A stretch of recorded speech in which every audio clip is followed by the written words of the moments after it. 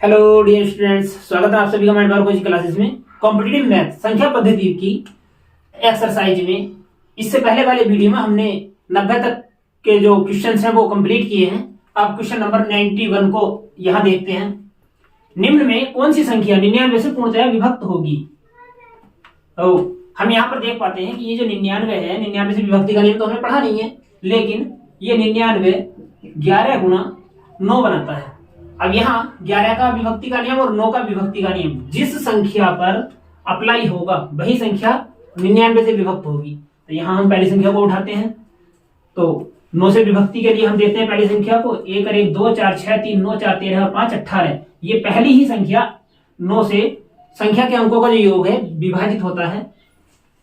और अब यहाँ पर हम रूल अप्लाई करते हैं।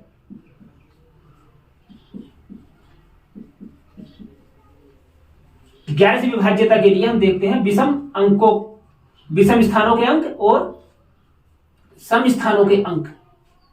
यहाँ विषम स्थानों के अंकों का योग होता है 5 3 8 और 1 9 और सम स्थानों के अंकों का योग होता है 4 और 1 5 और 5 और 4 9। हमें आगे विकल्प पर जाना ही नहीं पड़ा, सीधे सीधे ये संख्या जो यहाँ पर अंतर आता है 0। 11 से विभक्ति का नियम है कि या तो सम स्थानों के अंकों का योग और विषम स्थानों के अंकों के योग का अंतर जो है वो 0 हो जाए या फिर 11 हो जाए या फिर 11 से विभाजित होने वाली कोई संख्या हो जाए। तो यहाँ पर विषम स्थानों के और सम स्थानों के अंकों का योग होता है अंतर होता है 0। तो हमारा पहला ही ऑप्शन यहाँ पर करेक्ट होता है, आगे करने की आवश्यकता है नहीं। अब बात करते हैं क्वेश्चन नंबर 92 को लेकर। यहाँ पर क्वेश्चन नंबर 92 में बोला गया है स्टार का न्यूनतम मान क्या होगा जबकि 78 स्टार 39 45 ये कोई संख्या है जो 11 से पूरी विभाजित होती है। तो 11 से विभाजित का नियम होता है फिर पहले की ही तरह विषम स्थानों के अंकों का योग और सम स्थानों के अंकों का योग। तो हम यहां पर जोड़ते हैं 7 प्लस स्टार प्लस 9 प्लस 5। यहां पर जब हम इन सभी को प्लस करते हैं तो हमें प्राप्त होता है 7 9 7 16 16 5 21 21 प्लस स्टार। अब इसमें से हमें घटाना है 8 3 11 11 4 15। 15 को घटाने पर हमें जो प्राप्त हो रहा है वो प्राप्त हो रहा है 6 प्लस स्टार। अब यहाँ ये 6 प्लस स्टार है तो 6 प्लस स्टार अगर ये अंतर या तो 0 ही हो जाता या फिर 11 के 11 हो जाता। तो यहाँ पर 6 प्लस स्टार को 11 होने में अभी जो आवश्यकता है वो है 6 प्लस 5, अर्थात स्टार के स्थान पर जो संख्या आएगी वो आएगी 5। ये हमारे क्वेश्चन का आंसर होता है। अब बात करते हैं क्वेश्चन नंबर 93 को लेकर। निम्न में से कौन सी संख्या 11 से विभक्त होगी? फिर से 11 से विभक्ति का नियम। 11 से विभक्ति का नियम होता है विषम स्थानों के अंकों का योग और सम स्थानों के अंकों का योग। यहाँ पर पहला ऑप्शन उठाते हैं। तो पहले ऑप्शन में हम यहां कर पाते हैं 2 प्लस 5 प्लस 4 और माइनस करते हैं फिर 3 प्लस 6 प्लस 1। यहां हम देखते हैं 2 5 7 और 4 11 माइनस 6 3 9 और 1 10। अंतर आता है 1। अगर अंतर 0 होता या 11 होता है, 11 से कटने वाली संख्या होता तो ये 11 से विभाजित संख्या होती। यहां पर जो है अंतर आया है 1, तो ये ए ऑप्शन हमारा नहीं होगा। अब जो है बी ऑप्शन को देखते हैं। तो बी ऑप्शन में फिर पहले वाली प्रोसेस, यहां पर हम सम स्थानों के अंकों का योग और विषम स्थानों के अंकों का योग करते हैं। तो यहां देखते हैं 2 प्लस 5 प्लस 4 और माइनस में करते हैं हम 4 प्लस 6 प्लस 2 इक्वल यहां पर 11 माइनस 6 4 10 और 2 12 है। यहां पर आता है -1। तो ये भी हमारा ऑप्शन करेक्ट नहीं होगा। अब बात करते हैं क्वेश्चन ऑप्शन सी को लेकर। तो सी में यहां पर है 3 प्लस 5 प्लस 2 माइनस अब यहां 1 प्लस 6 प्लस 4 1 प्लस 6 प्लस 4 तो हम यहाँ पर देखते हैं 3 5 8 और 2 10 माइनस 6 और 1 7 4 11, ये आता है -1। तो ये संख्या भी 11 से विभाजित नहीं होगी। 3 ऑप्शन हमारे अब तक गलत साबित हो चुके हैं। तो यहाँ पर देखते हैं ऑप्शन नंबर 4 में 4 + 5 + 2 माइनस 1 + 6 + 4, 1 + 6 + 4। तो यहाँ पर 5 4 9 और 2 11, 6 4 10 और 1 11। यहाँ पर हमारे पास आता है 0। 11 से विभक्ति का नियम जैसे कि बताया है, या तो सम स्थानों के अंकों का योग और विषम स्थानों के अंकों का योग 0 हो जाए, सम स्थानों के अंकों का योग और विषम स्थानों के अंकों के योग का अंतर 0 हो जाए, या फिर 11 हो जाए, 11 से कटने वाली संख्या। तो यहाँ पर जो है ये अंतर 0 हो चुका है, तो हमारा डी ऑप्शन यहाँ पर करेक्ट होता है। अब बात करते हैं क्वेश्चन नंबर 94 को लेकर। क्वेश्चन नंबर 94 अर्थात 94 में यहाँ पर हमसे बोला गया है निम्न में से कौन सी संख्या 24 से पूर्णतया विभक्त होगी। तो 24 से पूर्णतया विभक्त होने के लिए, जैसे कि अभी अभी हमने क्वेश्चन नंबर 91 में देखा है, हमने नियम 99 का या 24 का तो सीखा नहीं है, हमने नियम सीखा है 24 के अकॉर्डिंग 8 × 3, अर्थात या तो 8 का नियम हम जानते हैं या 3 का नियम जानते हैं। तो यहाँ पर ये जो 4 ऑप्शन है, इसमें से 24 से विभक्त होने वाली संख्या वो होगी जो 8 और 3 दोनों से अलग अलग विभाजित होगी। तो यहाँ पर सबसे पहले हम देखते हैं ऑप्शन नंबर ए को। 3 से विभाजित करने के लिए अंकों का योग 3 से विभाजित होना चाहिए। तो 3 5 8 7 15 1 16, 16 और 8 होते हैं 24, 24 3 से विभाजित होता है। अब यहाँ पर 8 से विभाजित करते हैं, तो 8 से विभाजित होने के लिए इकाई से शुरू होकर 3 अंक अगर पूरे 8 से विभाजित होते हैं तो संख्या 8 से भी विभाजित हो जाएगी। इस स्थिति में हम देखते हैं 718 को 8 से भाग करके 8 8 64, यहां पर बचता है 7, हो जाता है 78, 8 9 72। ये संख्या हमारी 24 से विभाजित नहीं है। अब यहां दूसरी संख्या को देखते हैं, तो 6 3 9 और 8 17 और 1 18, 18 3 से विभाजित होता है। अब यहां इसके अंतिम 3 अंकों को देखते हैं। 8 का पहाड़ा पढ़ते हैं, 8 ही का 8, 1 में बार जाएगा नहीं, 0 लगाते हैं, 8 ही का 8, यहाँ पर शेष बचता है 2, अर्थात ये ऑप्शन भी हमारा करेक्ट नहीं है। अब ऑप्शन नंबर सी को देखते हैं। ऑप्शन नंबर सी में हम देखते हैं कि 3 से विभाज्यता के लिए 5 3 8 7 15, 15 और 8 23 और 4 यहाँ पर होता है 27। तो 27 3 से विभाजित होता है। अब 3 से विभाजित के बाद देखते हैं 8 को। अब 8 से विभाजित होने के लिए हम अंतिम 3 अंकों को देखते हैं। अंतिम 3 अंक में अगर भाग करते हैं 8 से, तो 8 ही कम 8, यहाँ पर 0, 4 8 से विभाजित नहीं होता, तो ये ऑप्शन भी हमारा करेक्ट नहीं है। अब अंतिम ऑप्शन पर पहुंचते हैं।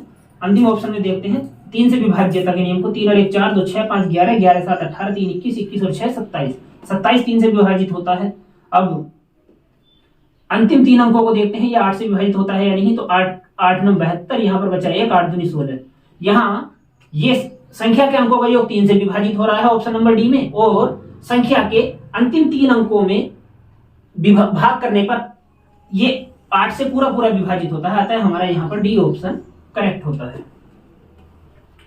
अब बात करते हैं क्वेश्चन नंबर 95 को लेकर। यहां पर हमसे कहा गया है 6709 में छोटी से छोटी कौन सी संख्या जोड़ें कि योगफल 9 से विभक्त हो जाए। तो यहां पर फिर पहले वाला नियम, कोई भी संख्या 9 से पूरी विभाजित होती है यदि वह संख्या के अंकों का योग 9 से विभाजित हो। तो यहां पर हम देख पाते हैं कि अंकों का योग करने के लिए 6 + 7 + 0 + 9, यहां होता है 6 7 13, 13 और 9 22। इस 22 को पूरा 9 से विभाजित होने वाला नजदीकी अंक 27। तो 27 करने के लिए इसमें हमें जोड़ना होगा 5। तो यहां अगर हम 5 को इस संख्या के आगे ऐड कर दें, तो 5 को इस संख्या के आगे ऐड करने के लिए हमारे पास नई संख्या बनती है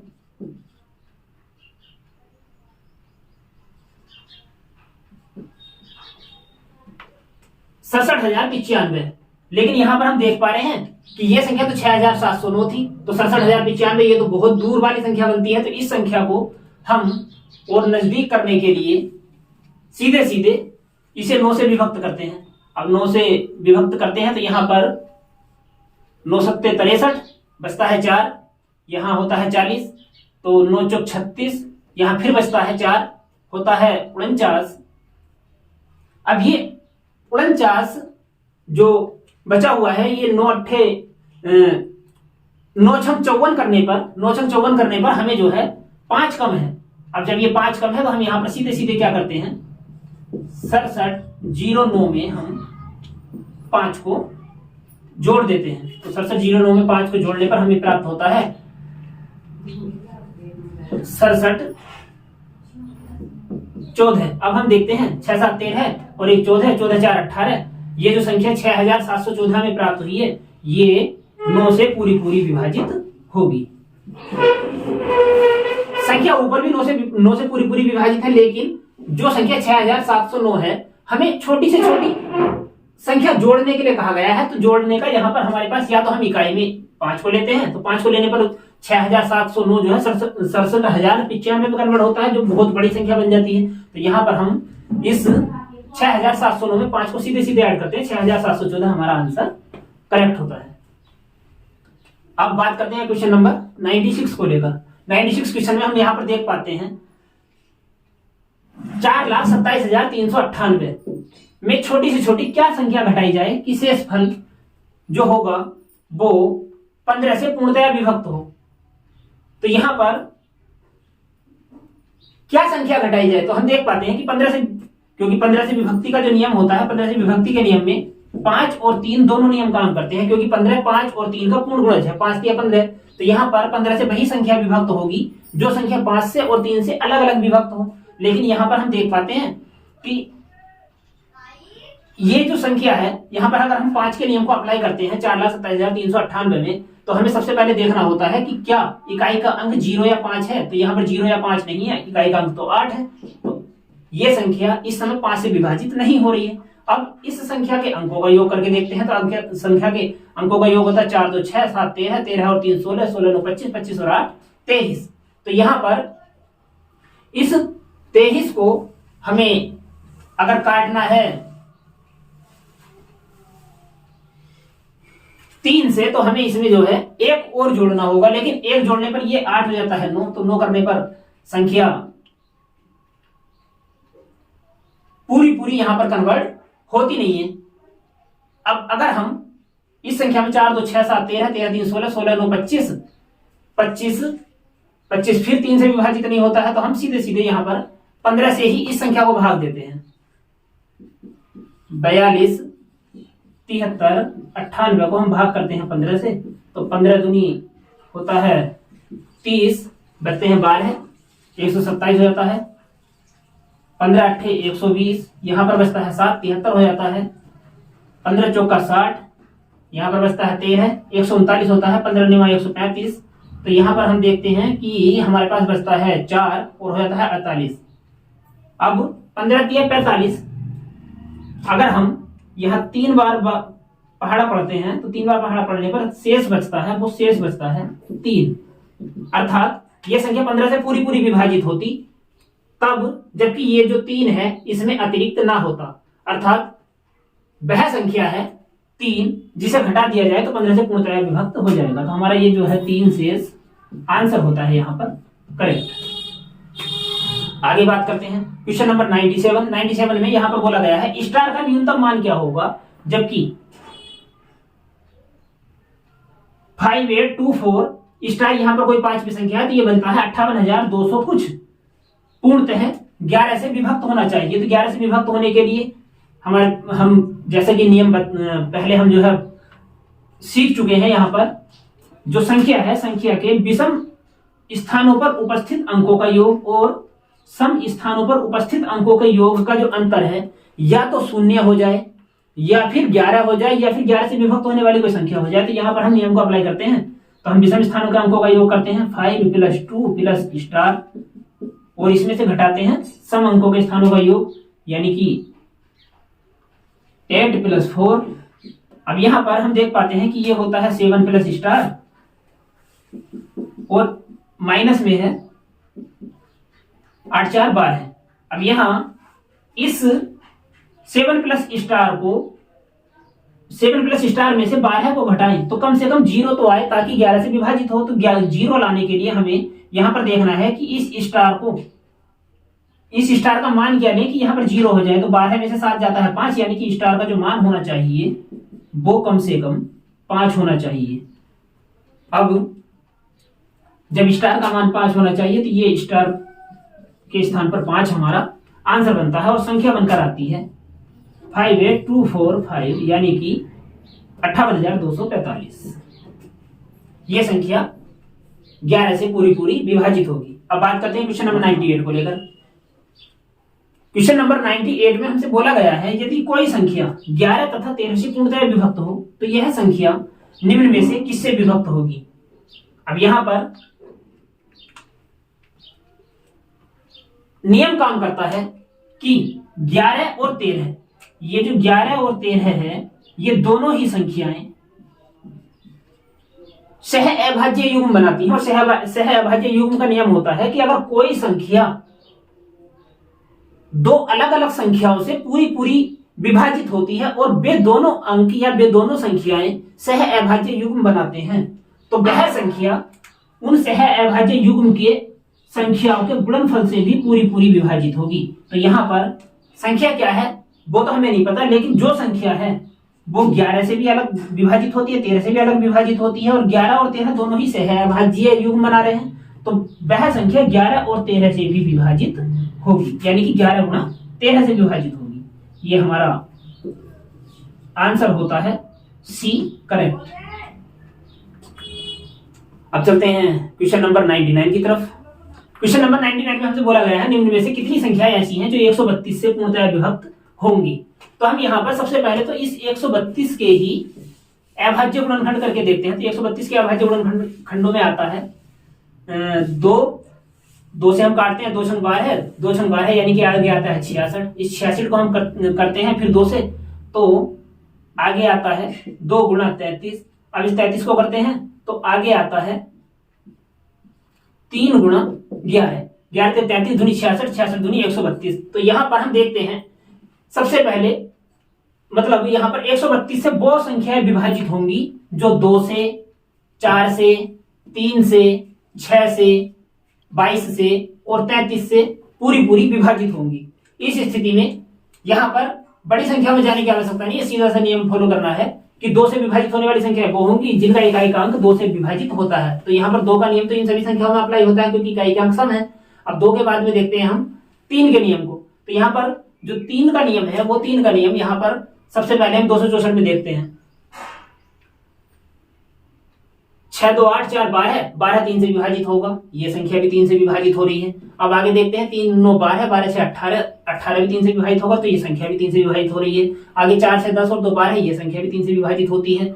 9 7 16 और 2 18, ये संख्या भी 3 से विभाजित होती है। आगे 9 6 15 और 8 23, ये संख्या 3 से विभाजित नहीं होती। 2 और 1 3 7 10 और 8 18, ये संख्या 3 से विभाजित हो रही है।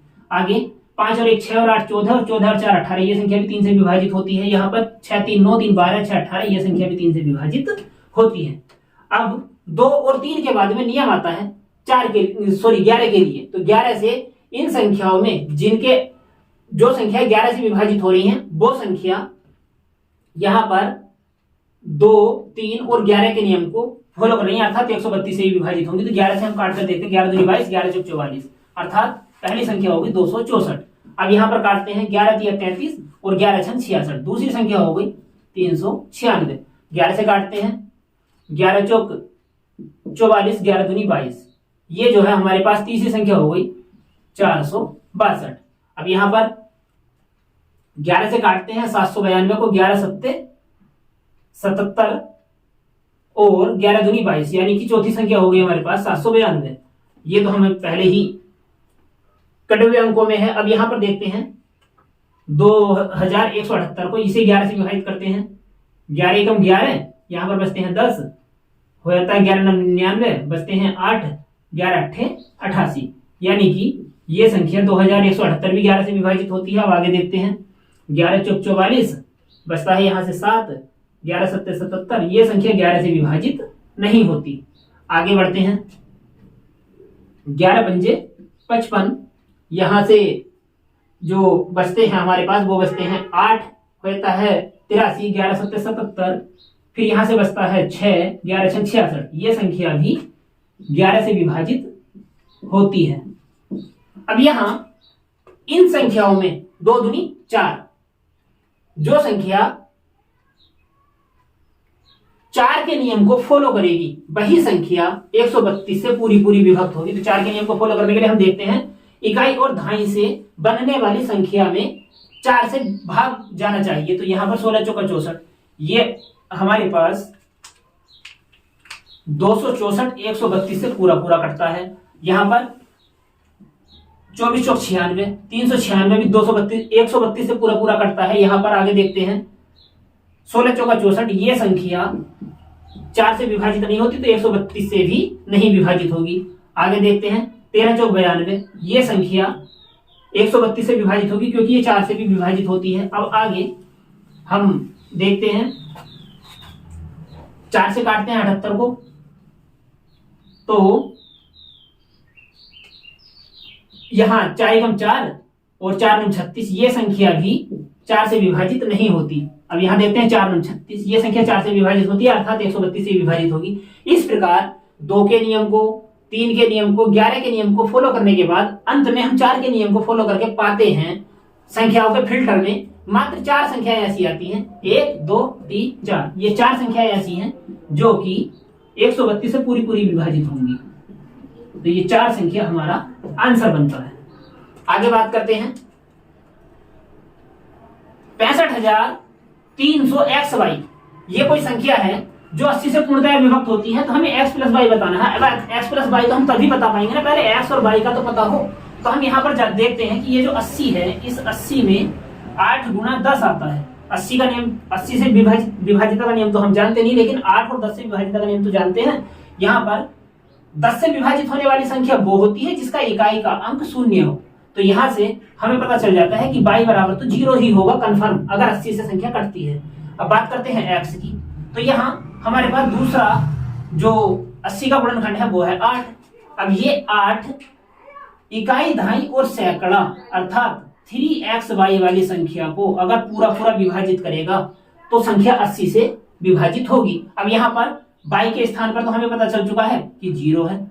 तो इस 3 के साथ ऐसा कौन सा अंक लिया जाए जो कि 8 से पूरा पूरा डिवाइड हो जाए। तो यहाँ पर हम देखते हैं 8 चौक 32, यानी कि अगर हम 4 बार 8 का पहाड़ा पढ़ते हैं तो 4 बार 8 का पहाड़ा पढ़ने पर हमें प्राप्त होता है 32, यानी कि 3 का नजदीकी जो अंक है वो है 2। अगर 3 का नजदीकी अंक 2 है तो हमें x बराबर यहां से प्राप्त हो जाता है 2। अतः x प्लस वाई बराबर हो जाएगा 2 प्लस नॉट इक्वल 2। ये हमारा आंसर करेक्ट होता है। अब आगे बात करते हैं क्वेश्चन नंबर 101, यानी 101 को लेकर 2 क्रमागत विषम संख्याएं हैं जिनके वर्गों का अंतर निम्न में से किससे विभक्त होगा। ऑप्शन हमारे पास है 3, 6, 7 और 8। यहां पर 2 क्रमागत विषम संख्याएं हैं। तो क्रमागत विषम संख्याएं कौन सी होती हैं? जिन्हें 2 से डिवाइड किया जाए तो शेषफल 1 आए। यहां पर सबसे छोटी विषम संख्या को ले लेते हैं 1 और इससे बड़ी विषम संख्या को ले लेते हैं 3।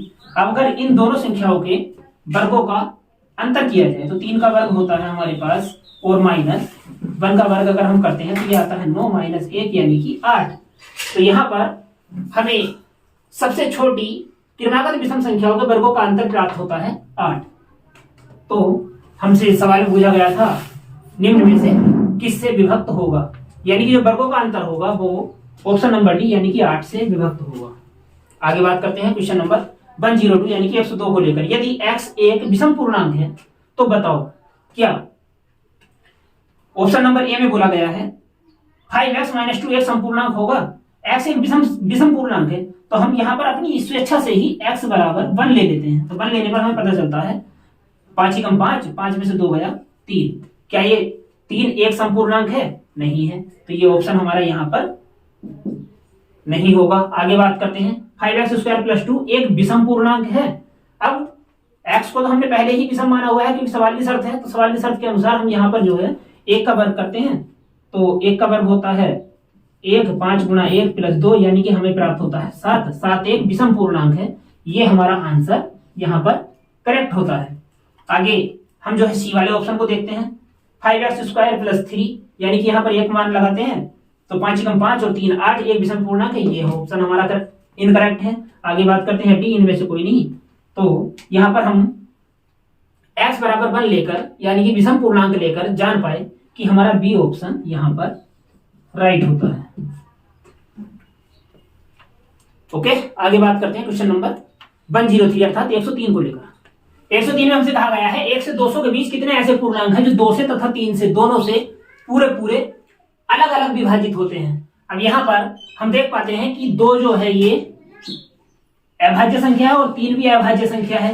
ये दोनों ही सह अभाज्य का युग्म बना रहे हैं। सह अभाज्य का युग्म जब बनता है तो हम देखते हैं कि सह अभाज्य युग्म जिन संख्याओं को विभाजित करता है उनका गुणनफल भी उस संख्या को पूरा विभाजित करेगा। यानी कि 2 × 3 अर्थात 6। 1 से 200 के बीच में 2 से और 3 से विभाजित होने वाली जो संख्याएं होंगी वो 6 से भी विभाजित होंगी। तो हम यहाँ 6 से विभाजित होने वाली संख्याओं को देखते हैं। तो सबसे पहली संख्या तो आ जाती है 6 और 200 के नजदीक 2 से विभाजित होने वाली संख्या होती है 198 और ये जो 198 है ये 3 से भी पूरा विभाजित होता है क्योंकि 9 और 1 10 और 8 18 इसके अंकों का योग जो है ये 3 से पूरा विभाजित है। अब यहां से हम देखते हैं 6 एकम 6 पहली संख्या बनती है और यहाँ 6 से काटते हैं 36 18 36 18 यानी कि n = 33।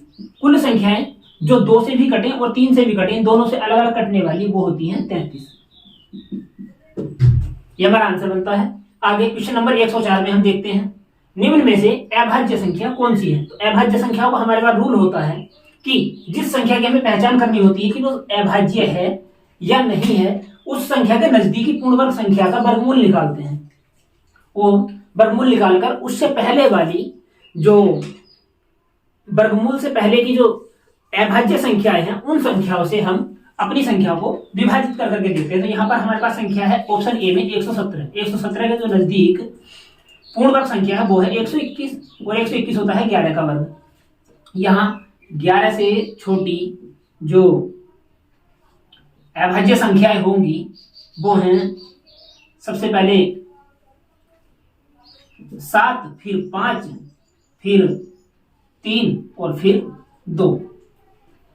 अब हम 7 से 17 को काटते हैं 7 × 7 बचता है यहाँ से 4 7 × 42। 7 से भी ये संख्या विभाजित नहीं होती। 5 से काटते हैं इकाई का अंक है 7 तो 5 से भी विभाजित नहीं होनी। 7 और 1 8 1 9 ये संख्या 3 से विभाजित होती है तो ये हमारा आंसर नहीं होगा। अब देखते हैं 119। तो यहाँ पर हम फिर इस 119 को 7 से काट के देखते हैं 7 × 7 7 7 49 ये संख्या 7 से विभाजित होती है। ये भी हमारा आंसर नहीं है। अब यहाँ पर देखते हैं 143। हम इसके नजदीक संख्या देखते हैं 12 12 में 144 तो ये फिर हम इसे जो है 7 से विभाजित करके देखते हैं 7 × 7 7 दूनी 14 यहाँ पर बचता है 3 7 से विभाजित नहीं होता। इकाई का अंक है 3 तो 5 से भी विभाजित नहीं होगा। 4 3 7 और 1 8 इकाई अंकों का योग है 8 तो ये 3 से भी विभाजित नहीं होगा। यहाँ पर इकाई का अंक है 3 तो ये 2 से भी विभाजित नहीं होगा अर्थात ये सी हमारा आंसर करेक्ट बनता है।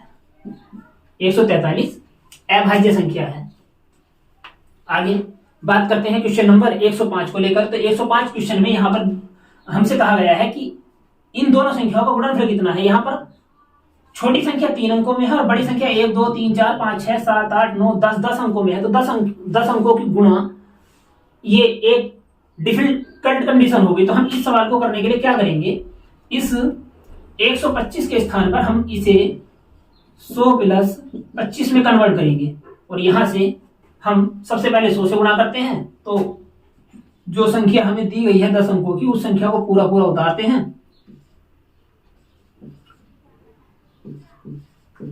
आगे 100 के 2 जीरो यहां लगा देते हैं। अब 25 से इस संख्या को गुणा करते हैं तो 25 निमा 225 हासिल लगे 22 25 कम 25 और 22 होते हैं 47 हासिल बचे 4 25 अट्ठे 200 204 का आ गया 4 यहाँ पर बचे 20 और यहाँ पर 20 का आ गया 0 क्योंकि यहाँ पर 0 में गुणा हो रही है तो शेष बचा 2 25 दूनी 50 और 2 52 हासिल बचे 5 25 दिया 75 75 और 5 77 हासिल बचे 7 25 छक्का 150 यानी कि हो गए 157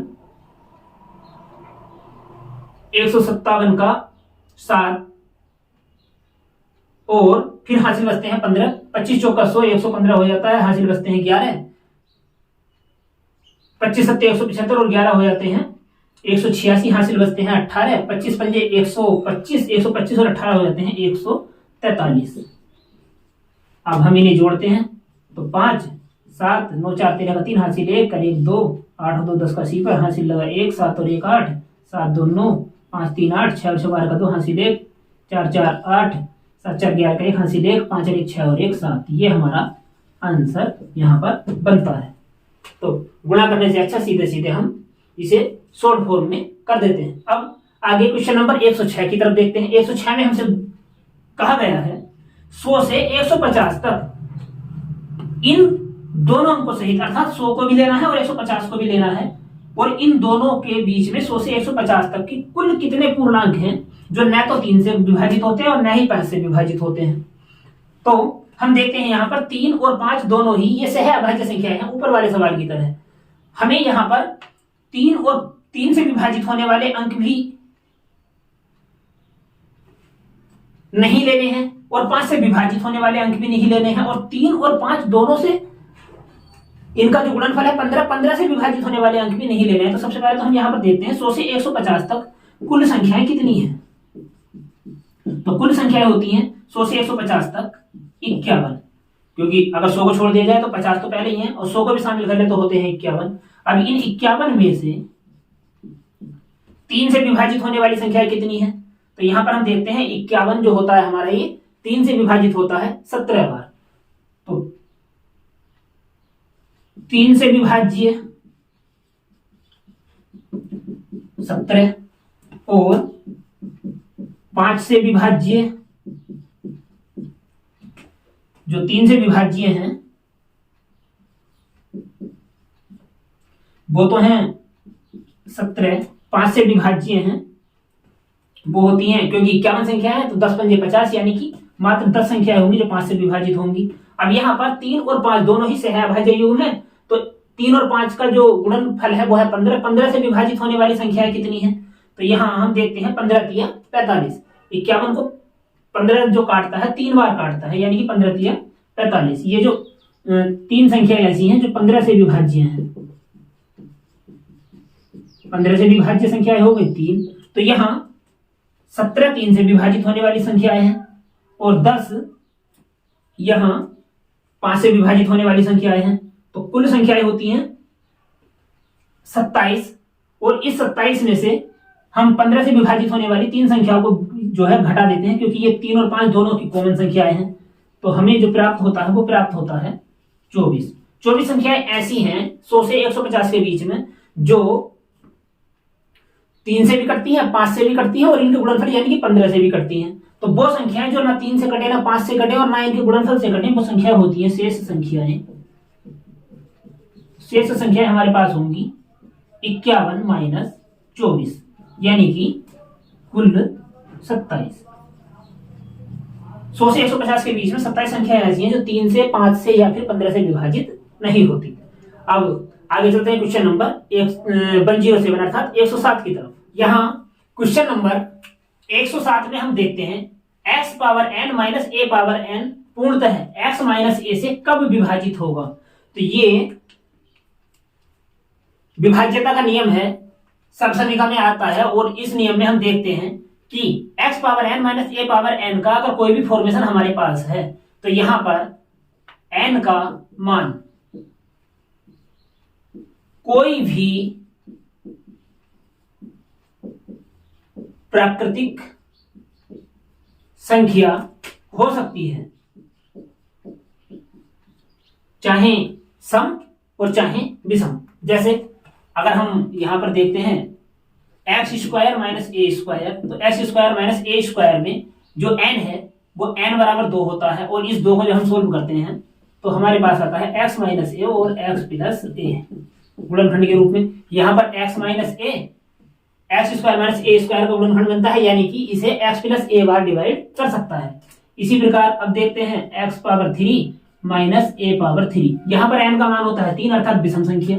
जब हम इसके गुणनखंड करते हैं तो x माइनस ए इंटू एक्स स्क्वायर प्लस ए स्क्वायर प्लस ए एक्स होता है, यानी कि यहां पर भी एक्स माइनस ए जो है ये एक्स पावर 3 माइनस ए पावर 3 को काटता है एक्स स्क्वायर प्लस ए स्क्वायर प्लस ए एक्स बार, अर्थात एक्स माइनस ए यहाँ एन का मान सम होने पर भी गुणनखंड बनता है और एन का मान विषम होने पर भी गुणनखंड के रूप में उपस्थित होता है।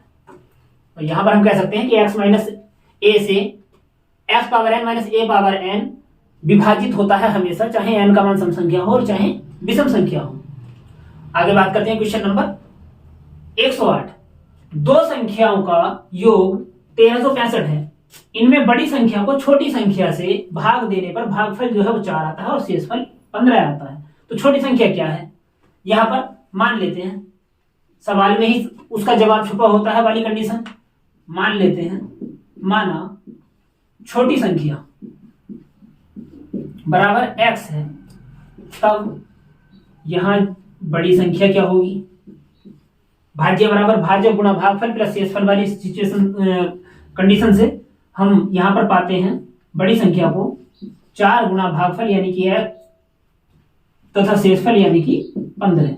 4x प्लस 15 ये हमारी जो है बड़ी संख्या और छोटी संख्या है x। यहां पर कहा गया है कि दोनों संख्याओं का जो योग है वो 1365 है, यानी 4x plus 15 plus x equal 1365, यानी कि यहां से हम बचाते हैं 5x इक्वल 1365 माइनस 15 यानी कि 1350। अब अगर हमें x का मान निकालना है तो x बराबर होता है, यहां 5 से इसे डिवाइड करते हैं तो 5 दूनी 10, 5 सत्ते 35 यानी 270। आगे देते हैं क्वेश्चन नंबर 109 अर्थात 109 को, यहां 8888 को 888 में और फिर 88 में फिर 8 में, यानी कि इन चारों को हमें जोड़ना है। तो सबसे पहले जोड़ने का नियम तो सीधा सिंपल है, पहले इकाई का अंक जोड़ो। तो यहाँ पर 8 4 बार इकाई में है तो 8 चौक 32 का तो हासिल लगे 3। अब यहाँ धाई के अंकों को जोड़ो तो धाई यहाँ है नहीं, यहाँ धाई है, यहाँ धाई है, यहाँ धाई, धाई 3 स्थान पर तो 8 3 24, 24 और पहले का यानी कि जो है हासिल है 3, तो 24 और 3 27, हासिल बचे 2। अब जोड़ते हैं सैकड़ा वाले अंक, तो सैकड़ा पे यहाँ पर 2 अंक हैं, 8 दूनी 16, 16 और 2 हासिल का है हमारे पास, तो हो गए 18, 18 का 8 हासिल 1। यहाँ पर हजार वाला स्थान है 8, 8 और 1 होते हैं 9, 9872 ये हमारा आंसर होता है। आगे क्वेश्चन नंबर 110 अर्थात 110 में हम देखते हैं 6 अंकों की बड़ी से बड़ी संख्या में छोटी से छोटी कौन सी संख्या जोड़ी जाए कि योगफल 327 से पूरा पूरा विभाजित हो जाए। तो हम सबसे पहले तो इसी बात को देखते हैं कि 6 अंकों की बड़ी से बड़ी संख्या आखिर है कौन। तो 6 अंकों की बड़ी से बड़ी संख्या है हमारे पास 6 बार 9 बना दिया जाए, यानी कि यहां पर देखते हैं हम 9,99,999। अब इस 9,99,999 को हम इसमें ऐसा क्या जोड़ें कि 327 से पूरा पूरा विभाजित हो जाए। तो 327 से सीधे सीधे भाग दे दो ना, तो 327 से हम भाग करते हैं, 327 ये होते हैं 981, यहाँ हमारे पास बचता है 18, फिर उतारते हैं हम 9, 189 में बाहर जाता है, 0 लगाते हैं तो यहाँ पर 1 9 और उतारते हैं, ये हो जाता है अब 1899, बाहर जाता है 5 बार, 5 सत्ते 35, 5 दूनी 10 और 3 13, 5 3 15 और 1 16, घटाते हैं तो बचता है 4, 9 में से 3 जाता है 6, 8 में 6 जाता है 2, 264। अब 327 से 264 में बाहर जाएगा नहीं, तो अंतिम 9 को उतारा जाता है, यहाँ पर हो जाता है 26 49, तो 3 8 24, ये जो है 8 बार डिवाइड होगा, 8 7 56 का 6 हासिल लगे 5, 8 में 16 5 21 का 1 हासिल लगे 2, 8 3 24 और 2 26, 2616। अब यहाँ घटाने पर हमारे पास जो शेष बचता है वो शेष तब बचता है जबकि हमें संख्या को घटाने के लिए कह दिया जाए। अब हमें संख्या को घटाना नहीं है,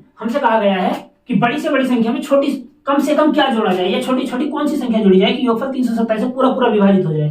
तो यहाँ पर हम पहाड़ा 8 बार ना पढ़ के सीधे सीधे 9 बार पढ़ते हैं। तो 9 बार पहाड़ा पढ़ने पर हमारे पास जो संख्या आती है 9 7 63 का 3 हासिल 6, 9 दूनी 18 6 24 का 4 हासिल बचते हैं 2, 9 27 27 और 2 होते हैं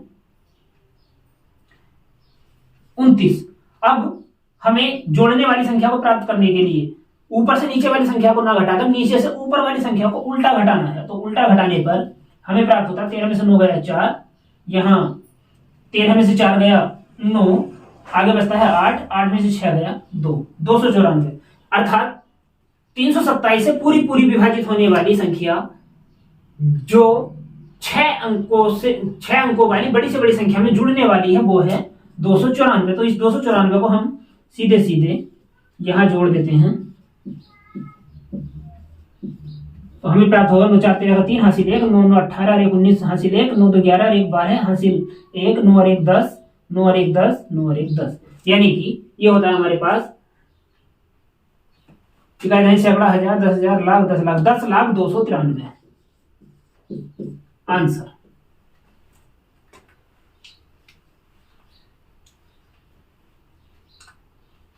कॉम्पिटिटिव मैथ क्लास में आज के लिए इतना ही।